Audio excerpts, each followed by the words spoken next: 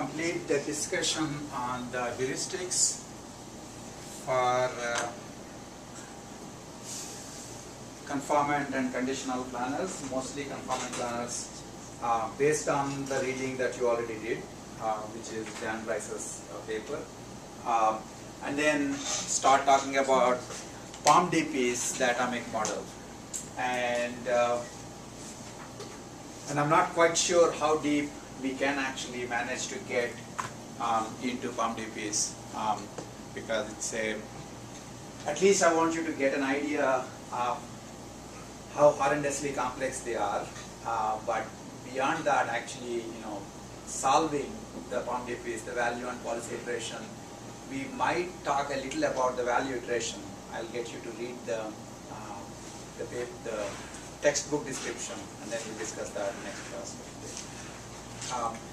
But in general, POM-DP is evil, okay, because essentially the infinite horizon POM-DPs are undecidable, just undecidable, and the finite horizon POM-DPs are p-space hard. And the reason that's really depressing is planning is also p-space hard. So can anybody tell me why should I be really depressed that POM-DP is p-space, finite horizon POM-DP is p-space hard when planning is anyway p-space hard?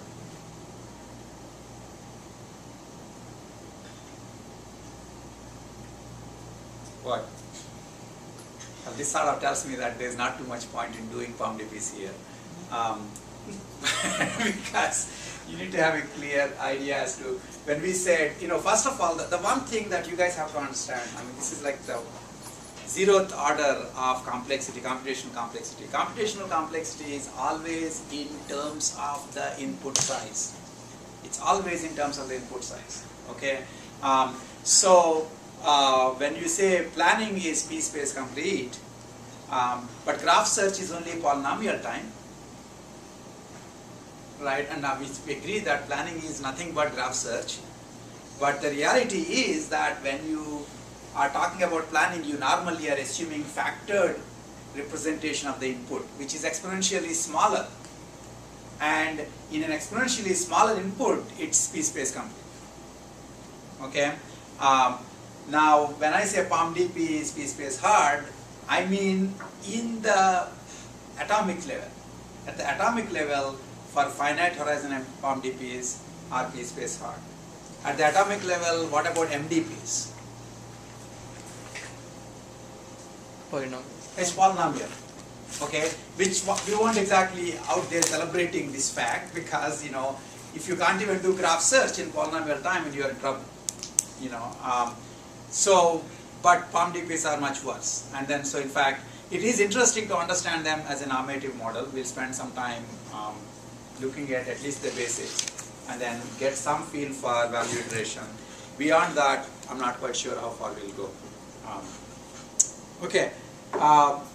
So before, as I said, first we'll have to complete this discussion of belief space planning.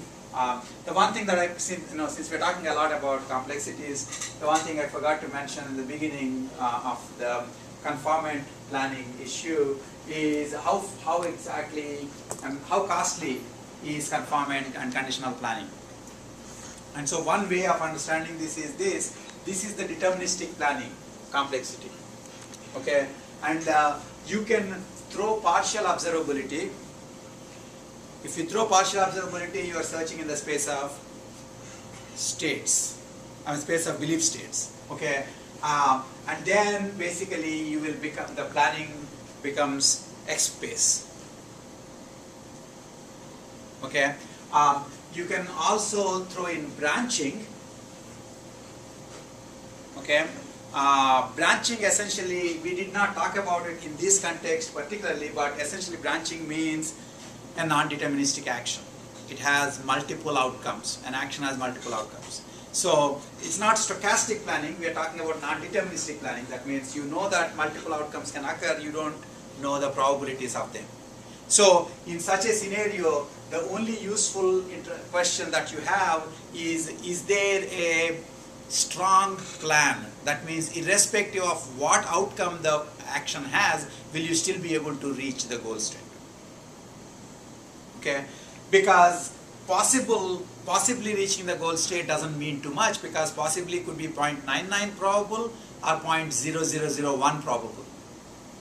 Okay, so the only thing you can really talk about is, reaching the goal with 1.0 probability, and that will also be x time. This is x space, this is x time, and then of course you can combine both of them, so you can have non-deterministic actions and branching. Non-deterministic actions and belief space. So you can come from here to here through partial observability and then add non-deterministic actions, or you start with a fully observable world, add non-deterministic actions, and then add partial observability. Either way, you'll essentially get to a double exponential complexity. Okay, this is basically where we are as far as non-deterministic planning is concerned. Non-deterministic partial observability is concerned. Okay, so that's the situation. So basically, the problems are harder. They're strictly harder than the deterministic planning, essentially in this case. And then in terms of the heuristics, the discussion about the heuristics, this is something that I didn't mention last time. So there are like a variety of issues. Previously, we would just have in classical planning, in deterministic planning, the only thing that a heuristic was supposed to do for us is given a state S, how far is it to G? That's all you were supposed to find out. That's what a heuristic was supposed to estimate. And then suppose I give you two states, S and S dash, how far are both of them to goals, and then whichever is closer, you would just go with it. Okay. The tricky issue when you come to belief space planning is you have one belief space here, and then here is another belief state.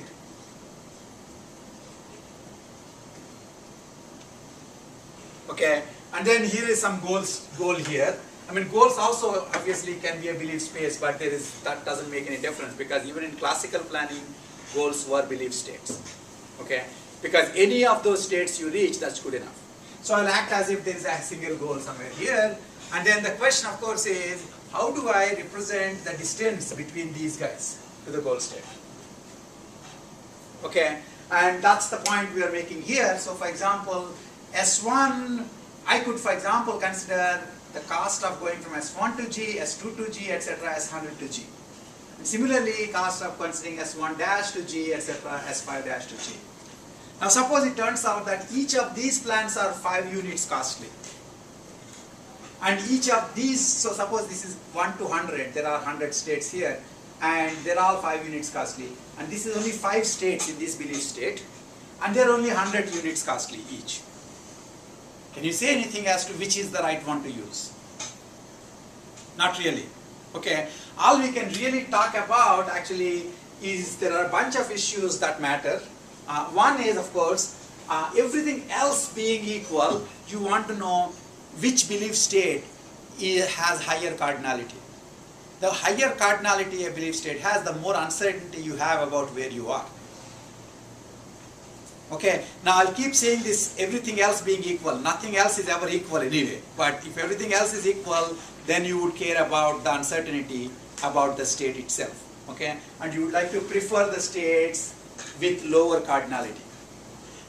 Okay, and then next, another issue is how far are each of these states from the goal? Okay, and the third issue is, that may or may not be obvious to you in the beginning, is how much of an interaction is there between the states? How much of an interaction is there between the states? The interesting thing is that if, especially since we are talking about conformant planning, we do not get to figure out which of these states we are in. We have to pull all these states kicking and screaming to goal state. And what you do to make one guy go to the goal state may actually make the other guy never be able to reach the goal state. Do you remember an example? Give me an example, which we actually discussed an example like that. Where trying to get one of the states in the belief states to go to the goal state will pretty much preclude the possibility of the other state ever reaching the goal state. And since you don't know which state you are in, you are basically dead at that point. The medicate example that we discussed last class, okay, where, if this guy may be sick, may not be sick. If he is sick, you give him this medicine, he'll become better. If he's not sick, you give him this medicine, he'll die. Do you understand what I'm saying? So that's the negative interaction between the states. And in fact, notice now I'm talking about interactions between states, not between literals. In the classical planning, we used to discuss interaction between different literals. Okay, here are two sub-goals, and when you're trying to reach this sub-goal, your ability to reach this other sub-goal may become easier, the task of reaching the other sub-goal might become easier, in which case you say it's a positive interaction, harder, in which case it's a negative interaction, or is not affected, in which case you say those are all independent sub-goals. Now I go from sub-goals to states themselves. Okay, I could basically talk about whether these states are independent, which is what I'm hoping when I drew this picture. Somehow I can independently take this to here in 5 units, this to here in 5 units, this to here in 5 units. If they are all independent, getting all these 100 states to the goal state will require a plan of 500 units. Okay? If they are all basically copies of each other in effect, that means they have humongous amount of positive interaction. Then the cost of going from this to this, the total cost is just 5. Because when you make one of them go to the goal state, everybody else has also gone to the goal state.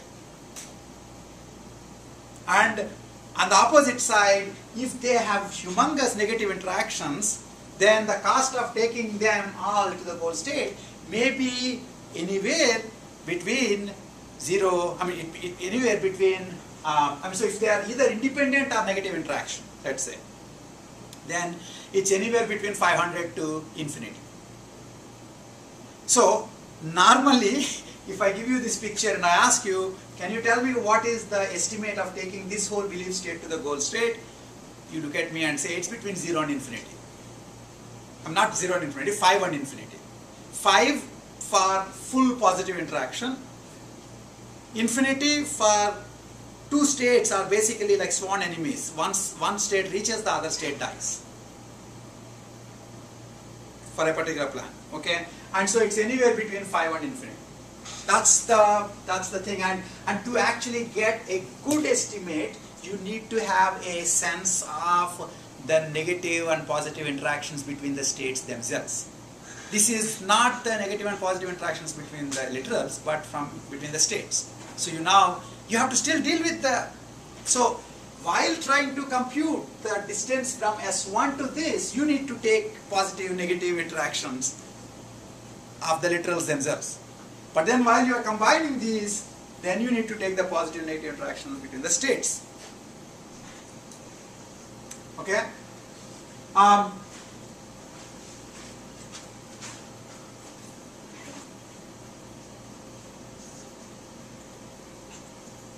Okay, so that's what we wrote here. Now we're talking about the state interactions, not the literal interactions, and that's the extra piece that you have to deal with because you are dealing with belief states. Okay. Now, when I think it's just the next slide is more of a historical issue. When people first started looking at conformant planning, the interesting thing was that they were assuming that the one thing that's different is belief state uncertainty. So just reduce the uncertainty. So in fact, by the way, in this case, you care about the uncertainty in the state, you care about the interactions between the states, and you care about their total distance from the goal. Everything matters really. Okay, no one of them is enough. Okay, so in the beginning people used to just say one, so if you want to just pick one, let's say you could say, I will pick this state because this has low uncertainty, this has high uncertainty. People tend to do it, by the way, sometimes. If I do this action, there will be too much uncertainty. If I do this action, I'll have much less uncertainty as to where I would be in. I'll pick this one. Okay, but that's not necessarily the right thing. You can reduce your state uncertainty and go infinitely far away from the goal. How? Suppose I don't know where I am. I don't know whether I am, completed all my homeworks or completed all my term papers, and where am I in my entire final project thing, etc., etc., and huge amounts of uncertainty. Okay, and I can sort of put a grenade on my head or take a gun to my head, and then it reduces the uncertainty. I'm not at all suggesting anything like this, please, okay. But what I'm trying to say is, when that happens, your uncertainty has reduced. But then your ability to reach any goal state has become infinite. Okay, and the same thing with bombing countries. When you don't know whether they're weapons of mass destruction or not, you can bomb the country. Then there won't be any weapons of mass destruction, but there won't be a country also sometimes. And so anyway, just reducing uncertainty is not enough. You need to consider, when you reduce the uncertainty, whether they're still going to be far or close to the goal state. So everything matters. So in the beginning, they used to actually look at just the cardinality, but the ones that I mentioned last class essentially combine everything. Essentially, the idea of planning graph based in heuristics sort of effectively take into account both the size of the belief state and the distances from the goal state. Okay.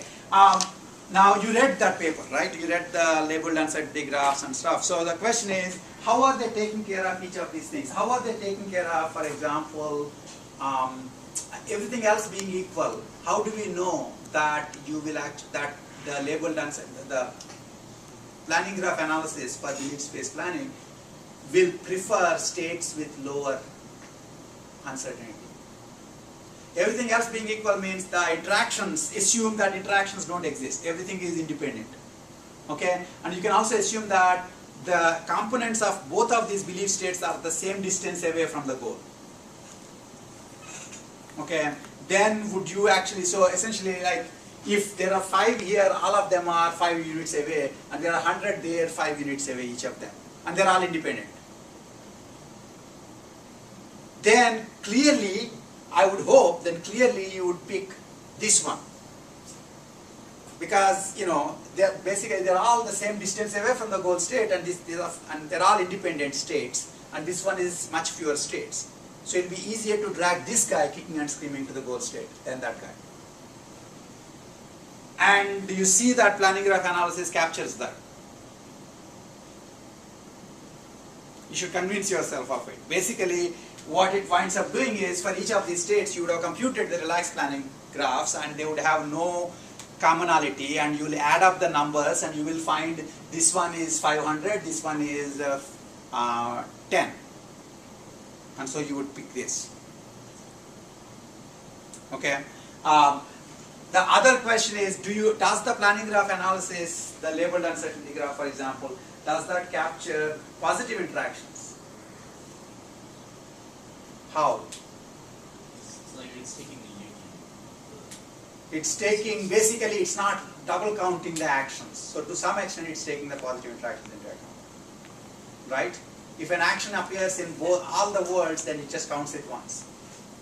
And in some sense, it actually tries to use the actions that appear in the other worlds. So even in computing extracting the relaxed plan, you're trying to exploit the positive interactions. What about the negative interactions? I said everything can be done, but I mean, does this actually take into account negative interactions? Not just the section that I asked you to read. If you read just that section, you wouldn't have, I think that section probably doesn't have the point.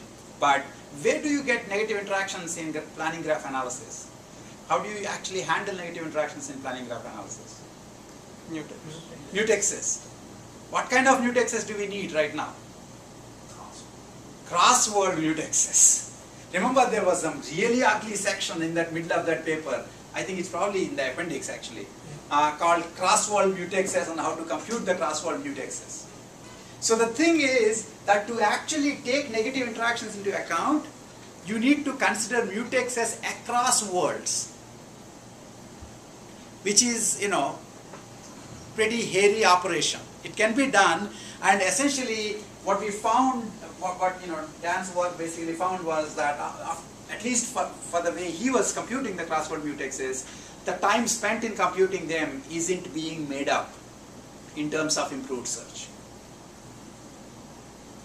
Okay, which isn't too surprising given that in deterministic planning, just deterministic planning also, you don't do mutex analysis anymore anyway. Right, you just go with positive interactions, relaxed planning graph based.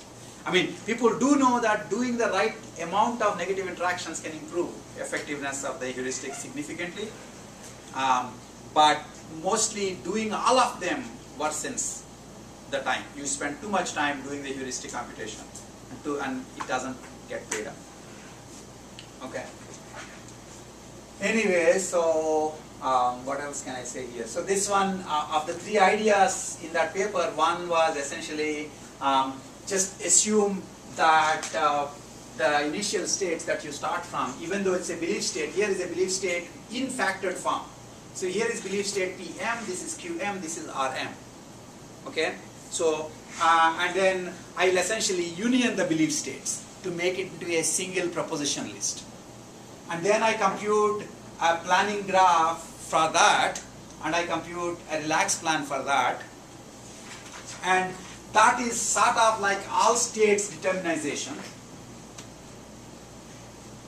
Okay, and the length of the plan in this determinization is guaranteed to be a lower bound on the true length of the conformant plan. Because in some sense you can pick and choose which parts of differing states are useful for you to get to the goal. And normally, those are all different states, and you have to take them each separately to the goal state with your conformant plan. And while you are making progress on one state, you should not be losing progress on the other state. Okay, so essentially this one is admissible, but it tends to be lowballing the cost significantly. Okay, so for example, for this little problem that's written here, it turns out that the actual cost is 5, because this problem is the same one that I mentioned some number of slides back, last class or something. Yeah. This one. Okay? This is the problem that we are actually doing there. And so you notice that here there is a 1, 2, 3, 4, 5 action plan. So that turns out to be the optimal plan for this problem. Okay, but you don't know it. In this case you know, but normally planners won't know what is the optimal plan. So what you wound up doing with this kind of a heuristic is you got 2 as the cost because there are 2 actions. 2 is much less than 5. So it's admissible, but it's also very uninformed. Okay? Then the other idea,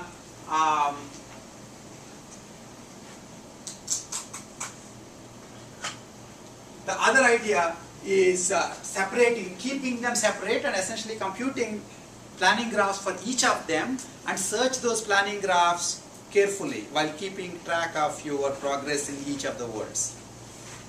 Okay? And then that essentially is this idea. So I sort of made planning graph on top, planning graph in bottom, planning graph here, and then each of them you compute a relaxed plan, and when you are extracting the relaxed plan, at least greedily try to make sure that if you picked an action here, try to reuse that action here too, even if there is another action. So it's not obvious here, but if in fact, let's say here you already picked A4, and there are 2 different ways to support G, one of them is A4, you pick A4 because you already picked A4, because it has cost 0 now. because you already committed to doing it in that level. Do you see what I'm saying? Okay, so if you do that, if you change the extraction procedure, then you now get this, and in this particular case, if you notice, you do A4, there are two A4s, so that means just one A4, there's an A5, and then A3, A2, A1. And in this particular case, even without taking negative interactions into account, even without taking any negative interactions into account, I have basically got the correct value in this case. I mean, this is not a proof. It just turns out that doing multiple planning graphs separately does improve the estimate.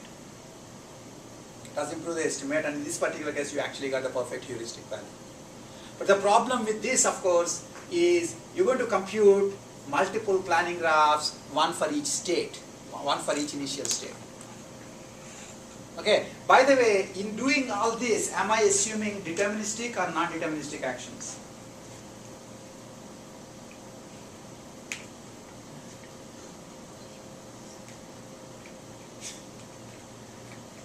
I think I should just record this class and hope that you are listening to it. That would make me just as happy as standing here. It's not very obvious to me that I'm getting a class at all, anything. It's fine.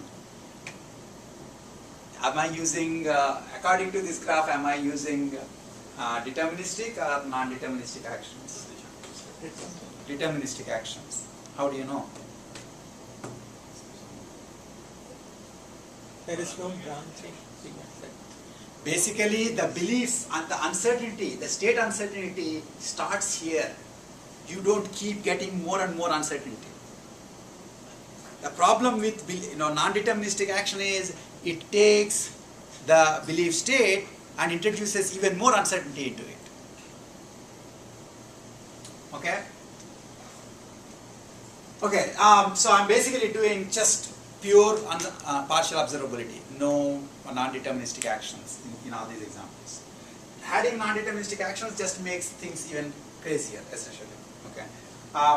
Now the last part that you actually read is, keeping track of all these graphs in just one structure, where you sort of have the skeleton of the union of all these graphs, and you say which part is present in which world. Okay, and this can be, you can say this is world 1, this is world 2, this is world 3, and then anything which only derives support from one world will just have the label of that world. If it derives support from multiple worlds, it will have the union of those worlds. Okay, any action which is working from two propositions, and this one is true in W1 and W2, this one is true in W2 and W3, the action itself now is only going to happen in W2. Right? So when you do actions, you take the intersection of the world labels. When you do propositions, you take the union of the world labels of the actions supporting it. Now, intersection and union in logic are what? And or. And or. Okay? So in the case of intersection, you put an and between those formulas. In the case of union, you put a or between those two formulas. That's basically what you're doing. Now, what does this remind anybody of in this class? There was some idea that we did where we also kept track of supports and taking intersections and unions. Landmarks. Yes, the landmark propagation idea, that Given and Zoo's landmark propagation idea, which you even did a homework, actually, right?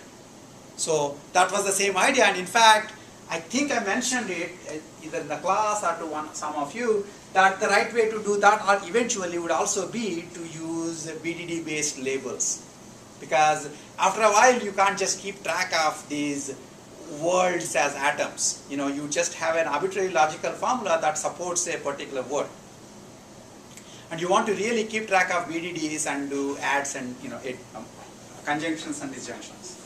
Okay, so that's what you wound up doing. You started with formulas representing each of these words, and then you do and whenever you do an or whenever multiple a particular proposition gets supported from multiple sources, and you do and if an action winds up requiring support from two different propositions, then its label would be and of the labels of the preconditions.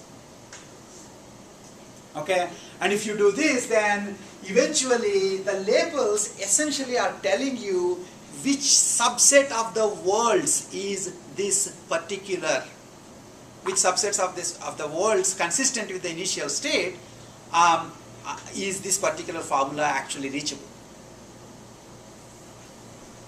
Okay, and then if you want full conformant plan, then you want to be able to reach the goal state for every, I mean all worlds basically. That means everything in the initial state should be reachable to the goal state. So you need a full label. Okay, so that's what labeled uncertainty graph was doing. And the labels themselves are arbitrary formulas like this. And you know, in the particular paper, he represents them as labeled uncertainty graphs. I'm sorry, as BDDs. Okay, and he calls them labeled uncertainty graph, but the formulas are represented as BDDs. Okay, and then another interesting point about this is that when you start, so there are two issues. How far do you expand this graph? Previously, in the single world case, in this case, you expanded up to here because in this world G has come here, in this world G has come here, in this world G has come here. So you expand up to the goal state at least, if not until full level off for the planning graph, right? Here on the other hand, it so happened that actually goal state, as soon as it came in with full support. But that's not needed. Right? You could have gotten goal state with partial support by this level and full support by this level. Okay? So you keep going forward until you get the full support. That idea is sort of like cost-based planning graph. Remember, you can get the goal might come in with a high cost up front, and then as you keep adding more and more actions, its cost can only reduce. Okay, so in this case, the label can only increase as you go forward. Right, and you stop whenever you have enough of a label. You have a label of a reasonable amount of, so in conformant planning, you want a full label.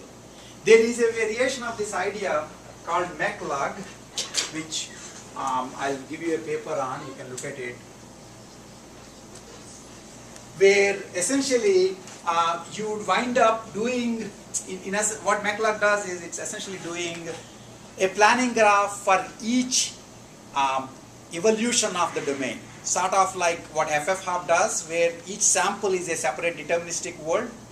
Okay, so you could make, McLug basically calls them samples, and for each sample there is a deterministic problem you're solving, and you'll have a planning graph, and that sample has a weight. Okay, and then in that case, what you're interested in is reach the goal state until it, keep expanding until you have goal state with a reasonably high weight. Suppose you're trying to say, so that particular McLug is for probabilistic conformant planning, where you're saying, give me a plan that reaches the goal state with 0.9 probability or 0.8 probability. Here you're saying, give me a plan that reaches the goal state with 1.0 probability. So in that case, he would just go until the goal is a little above or close to the belief that he needs, and then starts extracting the plan from that. Okay? So that's one thing, that's about how far you should go. And the other interesting issue is how do you extract the relaxed plan? And you extract the relaxed plan, so just because the goal has full label here, so right now the goal has full label here, and then when I start extracting, if I just pick this action, it really only is supporting the two of them, and I think the colors are wrong here. It's only supporting two of the colors. So I need to pick this guy also to support all. So in some sense, now you will wind up picking multiple actions for each goal. You may pick up multiple actions for each goal at each level. Whereas in deterministic planning, you will never pick more than one action for each goal. Right? That's because you're actually making the goal true in multiple worlds. Sometimes the same action makes the goal true in all worlds. Sometimes you need different actions to make it true in different worlds. Okay, so you do that, and then, so then as soon as you get both of these, then you have full label. Now I can then look at their preconditions and work on them. And the other interesting thing, of course, is that now this thing only needs to be supported in these two words, not every word. So I can always support somebody who needs to be only true in two words by using an action which is holding in all words. But I cannot do it other way around. Do you see what I'm saying? And then if I just use an action that is holding in all words, then in some sense I'm giving more support than is needed. Okay?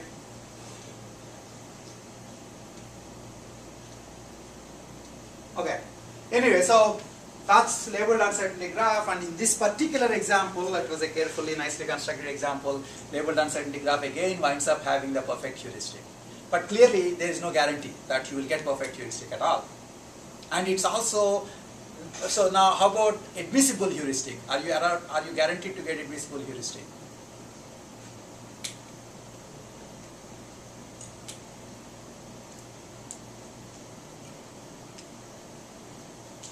Yeah? You could pick actions to support it, and because of the, like say the first one you picked, then the second one you picked would also have supported that one, but you already picked it, and so it's already in there. So basically the greediness of relaxed plan extraction will kill you, ultimately. And if you want optimal relaxed plan, you can do that, but we talked about the fact that optimal relaxed plan is NP hard. Okay? So that's the reality. So it's not guaranteed to be admissible, but it is actually, and by the way, that actually also means that even the very first one that I mentioned, this one I said it will be an admissible heuristic, but since I'm actually using relaxed plan, I should be able to make an example where the non-optimal relaxed plan is actually a little costlier than the conformant plan length. Because the moment I overestimate anywhere, I can make the world such a way that that will come and catch me. Okay, but it's not always going to happen, but a proof only requires that there exists one such case. So I don't think anytime you use relaxed plan, greedy relaxed plan extraction, you don't get admissibility. That's just the way the word is. Okay. Okay.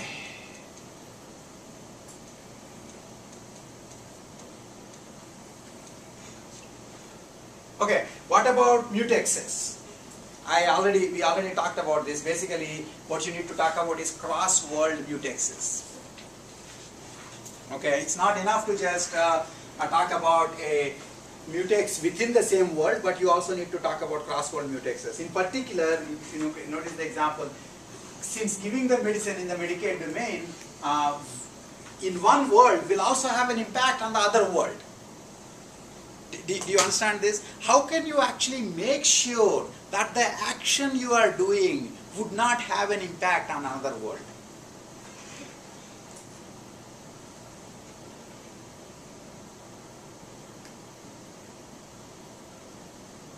How do you stop worlds from colliding, essentially?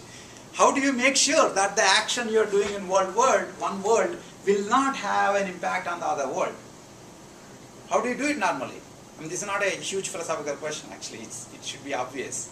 How did we get people to be medicated without killing them? What? Check whether they're sick. Check, sense. Sensing is what helps you. Okay? But the moment you sense, essentially you have a tree-structured plan. So the actions that are being done in this branch will not be affecting the worlds in this branch, because there is a sensing action which tells you whether you are in this sort of worlds or this sort of worlds. And you will get to this action only if you are in this sort of worlds. Okay? It's the tree-structured plan that keeps the worlds from colliding with each other. And why aren't we doing that? Because we have no sensors. Conformant planning means no sensing.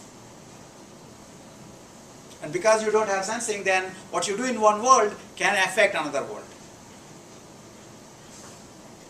Okay?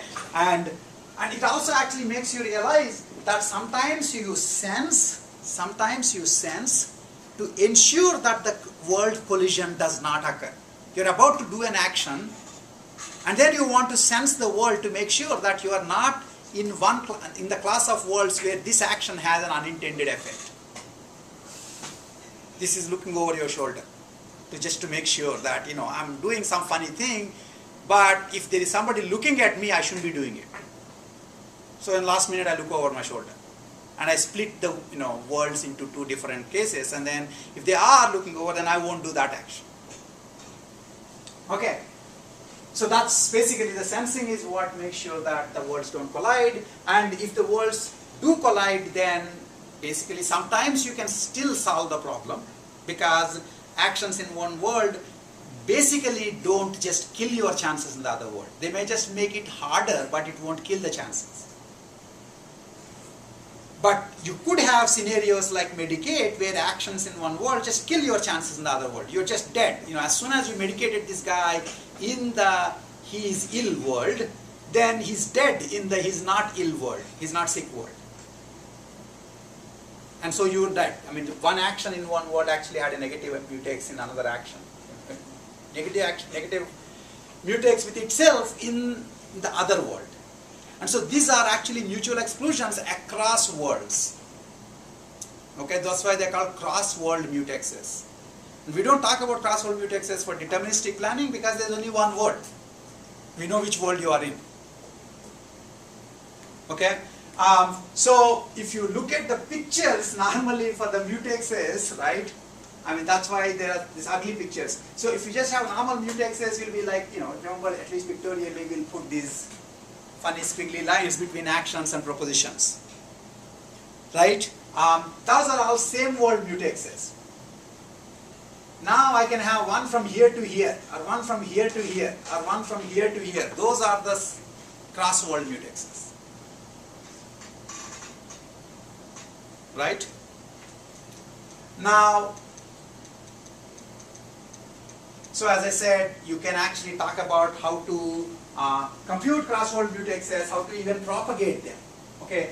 Remember, if you remember the planning graph, in the deterministic case scenario, we started with relaxed plans, and we said if you can at least mark the static mutexes, that means mutexes where the actions just can't stand each other.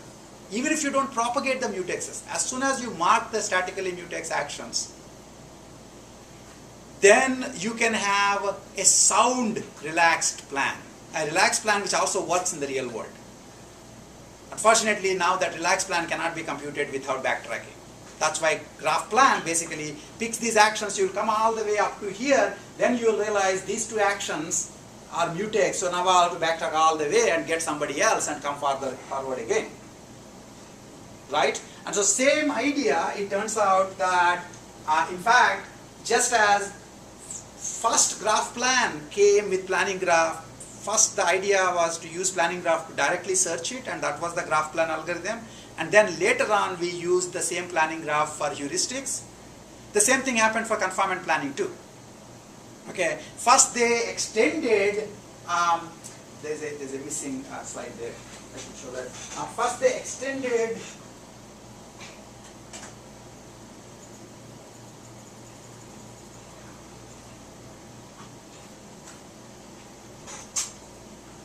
graph plan to something called conformant graph plan.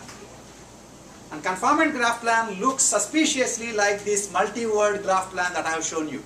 You know, it almost looks, sorry, it looks not this one, it looks like this. It's, you know, conformant graph plan. Except not only are they looking at mutexes here, they're also looking at mutexes across the words. And if you have marked the minimum number of mutexes, the static mutexes, static both same world and across world mutexes. Okay, and then you searched all these graphs simultaneously to find a relaxed plan that would work, then that will also be a real plan. Okay, and the conformant graph plan is an idea which actually did exactly that. That's it, it's exactly that. Okay, so conformant graph plan does not have the luxury of saying, I don't feel like doing cross-fold mutexes. Because if it doesn't do cross-fold mutexes, it will get a plan that's not actually a plan. It will be a relaxed plan, it's not a real plan. Just as a sanity check, how come we are getting away without sound plans in this scenario? I said conformant graph plan does not have the luxury of saying that I don't feel like doing cross-fold mutexes. Because if it says that and then it computes the relaxed plan across all worlds, it finds a plan which is holding across all worlds, that may still not be a plan that will actually work. Because it's missing some cross-fold mutexes. That's what I said. Now the question is, how come that's not a problem for us here in this labeled uncertainty graph issue? Yes, sir? You'll just make the estimate lower? Yes. I'm just basically begging you to remember that we are doing heuristics, not search. You could do any random thing during heuristics. As long as the underlying search makes sure that it doesn't say, I win before winning. Do you understand what I'm saying? Okay. Then you're okay, completely okay. Whereas conformant graph plan, there is no base level search separate from the planning graph. The search on planning graph is the only search. Okay, so if you were to read the CGP paper, which is a very nice paper actually, I mean when it came around 98, and they essentially talk of what it means to not only mark the cross-fold mutexes, the minimal cross-fold mutexes, but they also talk about how to propagate them. And if you propagate cross-fold mutexes, just like you propagate same-word mutexes, then the improvement in speed is significantly higher. Remember what I said, in the graph plan, if you just do static mutexes and then do normal backtracking search, you are guaranteed to find only correct plans, never unsound plans. But if you also actually, after doing the interacting actions, you propagate the mutexes. You say, here is a proposition and here's another proposition. Every one of its supporters is mutex with every one of this guy's supporters. So I will put a mutex between them. If you do that in the forward phase, then in the backward search phase, you fail faster. Failing faster is always good because you improve the search significantly. So with and without mutex propagation, graph plan makes a huge difference in time. But all it needs for soundness itself is that you just mark all the static mutexes. You don't have to propagate, you just have to mark. And similarly for these guys too, as long as they mark static cross-word mutexes, in addition to static same-word mutexes, they're guaranteed to be sound. To be efficient, they need to talk about propagation of cross-word mutexes. Which is, it's a reasonably ugly thing, and in fact, when they did CGP, they more or less assumed that each planning graph, in fact, the CGP is done by David Smith and Dan Weld. David Smith is a co-author on the labeled uncertainty graph paper. And so when they first did the CGP, basically, they just assumed almost that they will do each graph separately, explicitly represent them, no shared substructure. But if you do the shared substructure as labeled uncertainty graph does, then essentially just the propagation rules become a little more complicated because you need to keep track of, you need to write the notion of propagation in terms of labels now. Okay? So that's what that appendix in that paper is. And it also kind of explains to you how you can do this using just graph plan too. How you can do conformant planning just using graph plan. Now, having said the CGP, it turns out that David Smith and Dan Weld also did SGP, which is sensory graph plan. Okay, so they will once in a while introduce a sensing action into the planning graph, and at that point, planning graph branches. Okay, And then basically you will then compute the relaxed plan in each of these branches which join up here, and so you get a plan with conditional structure. And SGP is, is a neat idea. It's kind of hurts your brain when you're trying to look at all the calisthenics that they have to do to make sure that the mutexes are propagated correct and so on. But that's again another idea. And that also brings us to the issue of heuristics for sensing. How do you do heuristics for sensing?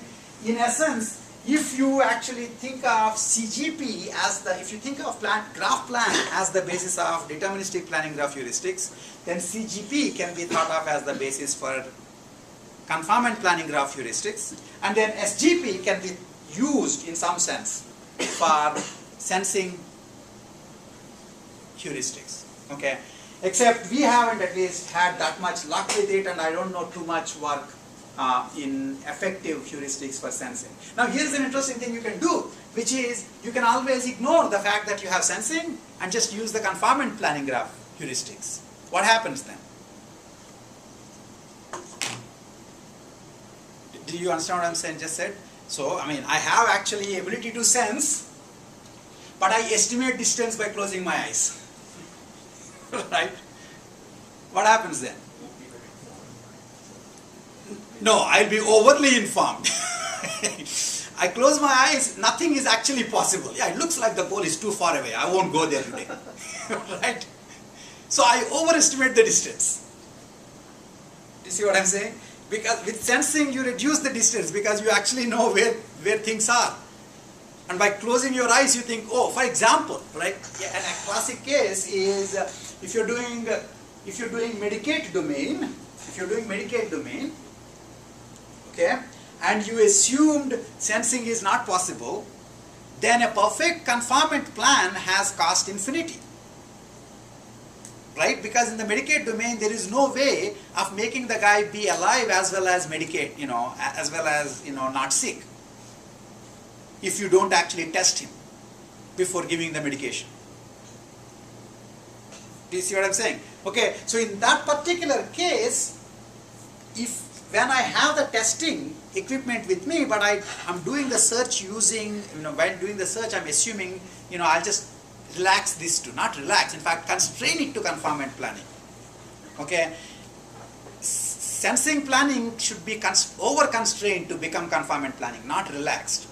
It looks like I'm removing some actions, but removing of actions basically makes the problem more constrained, not less constrained. Okay, the more constrained problem may not be solvable while the less constrained problem is still solvable, and you miss that. That's the problem.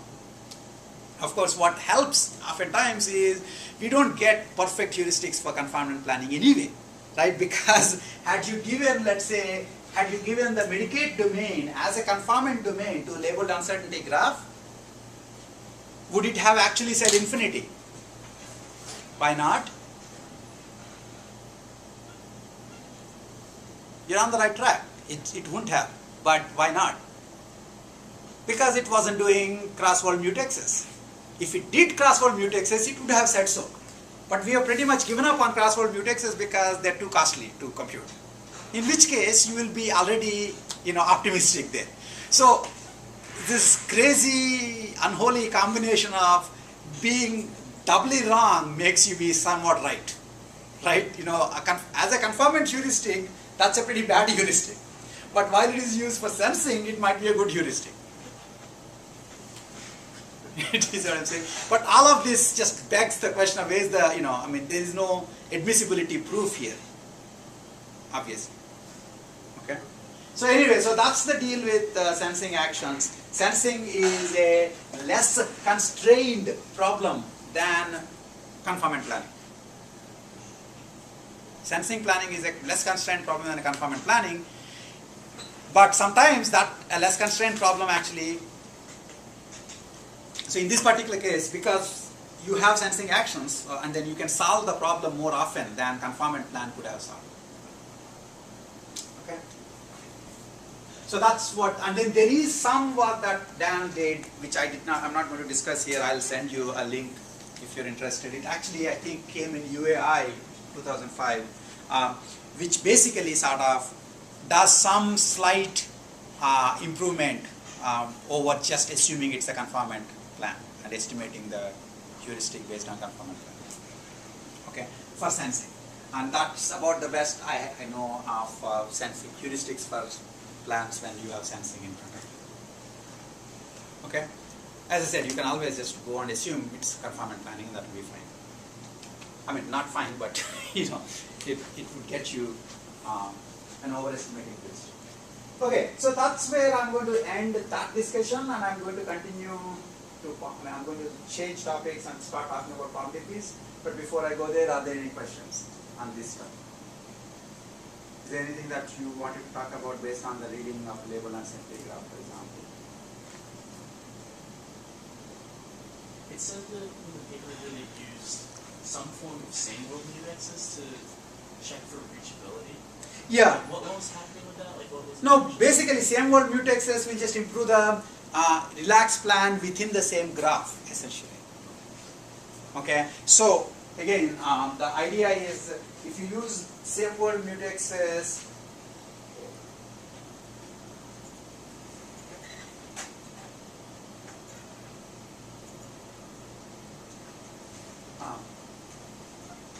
using same world mutex basically means you had some mutex analysis in here. So in each of these you got relaxed plans that are sensitive to mutexes within that word. But then you are combining them without taking into account mutexes across words.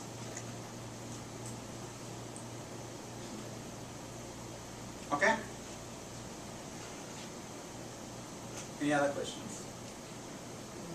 The difference between effects and actions was something of a gray area. What?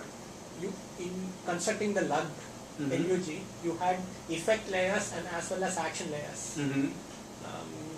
No, that's I mean, no effect. That's mostly because he has actions with conditional effects. That's about it. It's an interesting distinction for him, but it's not a deep distinction. Okay, so he has effects. I'm sorry, actions, their conditional effects, and then the propositions, right? Yeah, and we normally just talk about actions and propositions. That's because he has conditional effects, and he's trying to talk about which condition got, you know. See, all the planning graph construction we have done, we assume non-conditional effects. Why did he care about conditional effects, by the way? Why couldn't he just be happily in the world where, yes, sir? Reducing them to unconditional actions can result in exponential. No, not that. That was true before too. That was true before too. Why is it that he even has to deal with conditional actions when everybody else seems to be happy with just TRIPS actions in deterministic planning? Because if you actually have, like if you have a conditional action, you might be able to apply it in all worlds, whereas if you separate it into the different ground actions, you can't apply it. So I'm not asking anything that I didn't already repeat 8 times in this class. The only fact is that 8-time repetition doesn't seem to be enough sometimes, and we need to do it 12 times or something. You know, we actually, if you go back and waste your time looking at the videos, I think 2 classes back, I spent like a humongous amount of time talking about why it makes no sense to have actions with preconditions when you have a conformant planning. Because if there are 10,000 states in a belief state, and this action that you're trying to just apply this action to this belief state and compute a new belief state, it turns out that one of the 10,000 states, these actions, preconditions don't hold. Then the next belief state is empty. That way you will get done very fast. But it's a useless model because most of the time you say, yes, this can't be solved, yes, this can't be solved, yes, this can't be solved. And you'll be done very fast by not having conditional effects. So he had to deal with conditional effects. And that's one of the reasons why you wound up. If you looked at, there is a planner called IPP, which came almost right after planning graph, the graph plan. And IPP took conditional effects directly into consideration in deterministic planning. And it too has this more complicated structure of actions, effects, propositions. It's just that you guys did not see that. You just saw the conditional effects first time in conformant planning. And in conformant planning, if you don't use conditional effects, then most problems are like trivially unsolvable. Right? And that's kind of sad. It's kind of saying that in conformant planning, most problems are trivially unsolvable is basically a double whammy, because most problems actually don't have conformant solutions to begin with. Right? Like the Medicaid domain has no conformant solution. And even the ones that have conformant solutions, you will miss them because your preconditions are not holding. Okay. Any other question?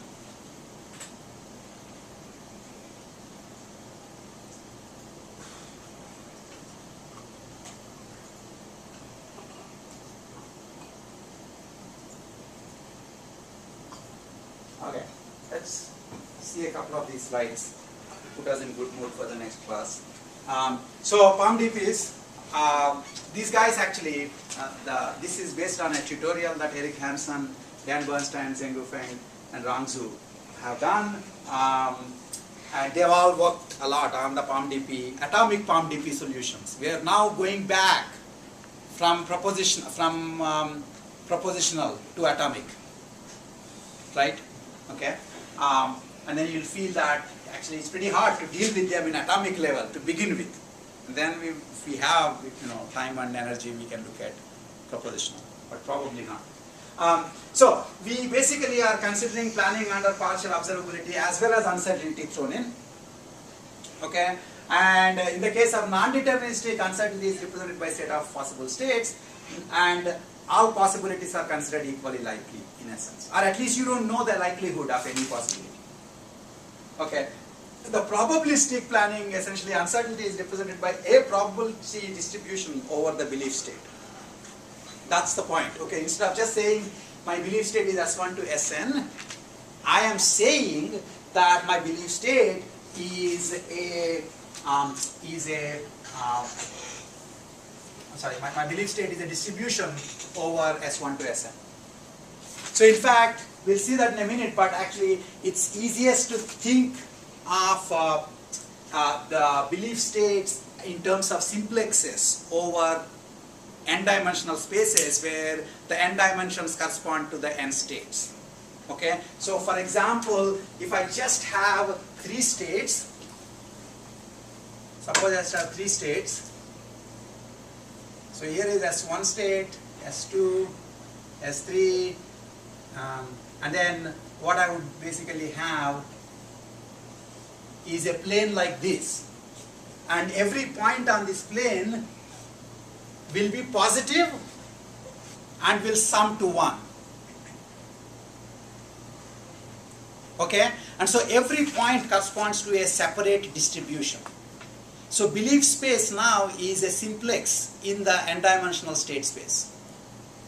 I mean n-dimensional, so but this, you have to wake up. Okay, normally we talk about states in terms of n-dimensional features, right? You think of when a state is n different features and its values, and so a state itself is a point in an n-dimensional feature space. But now belief state is a point in the n-dimensional state space, right? That's what you want. So basically each point, so this may be, let's say, 0.3, 0.6, 0.1, and they all add up to 1. So that's the simplex. Okay, over that simplex, every point corresponds to a different belief state, and unfortunately there are infinite number of such points.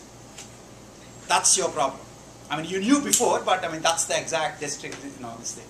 Okay, so basically we will be considering the belief state as a probability distribution, and as I mentioned last time, I believe, at least when we started talking about MDPs, if you have fully observable or partially observable, and you can talk about predicting somebody else's plan and doing your own plan. Those are completely different issues. Okay, so if I'm just like an observer and I see somebody, some state, the next state, then the next state, then the next state, and I'm trying to predict what would be the state after that. And if it's a fully observable case, then basically I'm watching a Markov chain corresponding to the plan that you're executing.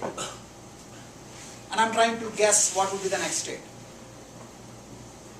If it's partially observable, I'm basically getting observation, so I'm getting hidden Markov chain. I'm watching your hidden Markov chain and I'm trying to guess what the next state would be.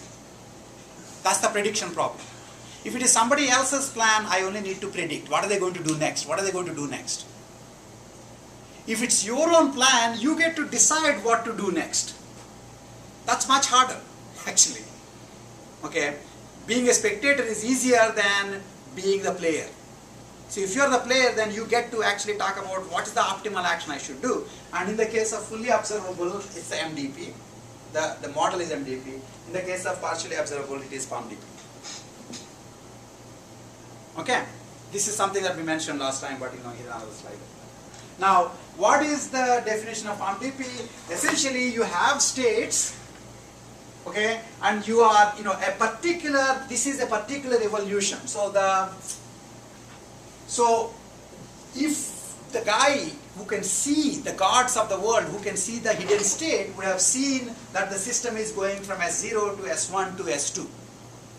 You guys who don't have sensors get to see only the observations that are emitted by each of these states. So you'll see Z0, Z1, Z2. You'll never see the actual states.